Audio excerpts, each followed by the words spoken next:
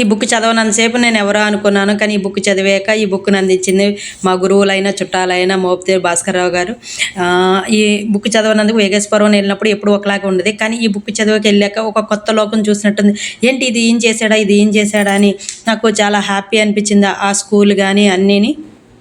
ఈ బుక్లో నాకు బాగా నచ్చింది ఏంటంటే కలెక్టర్ గారి దగ్గర కుర్చీ తీసుకోవడం కానీ, మామూలుగా ఎక్కువ సూర్యచంద్రం గారు వాళ్ళ వదినం మా వెంకట సుబ్బయ్య గారి ఆవిడ ఏం చెప్తే అది అలా చేసుకెళ్ళడం కానీ, ఆయన్ని అనుసరించి గంగరాజప్ప ఆ మేనగోళ్ళు ఆవిడ అనుసరించడం కానీ, న్యాయవాది గంధం రామారావు గారు, ఇలా ప్రతి విషయం కూడా నన్ను బాగా ఆకట్టుకుంది.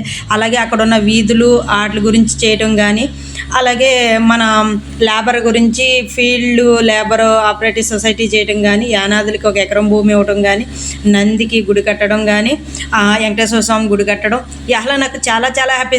నేను 2 సంవత్సరాలు కాలేజీలో చదువుకున్నాను, అప్పుడు తెలియదు ఈ విషయం నాకు. ఈ బుక్ చదివాక ఏంటి నేను తిరిగింది ఇంత పవిత్రమైన ప్లేస్లోనా, ఇంత ఇలాగా ఈ అందించిన మా గురువు అయిన మోపిదేవి భాస్కర్రావు గారికి ఆయన పుస్తకంలో నిక్షేపం చేస్తే నాకు ఒక చిరుదీపంలాగా దీని ఒక వీడియో రూపంలో ప్రపంచవ్యాప్తంగా అందించాలని ఒక చిరు ఆశతో ఇలా చేయడం జరిగింది.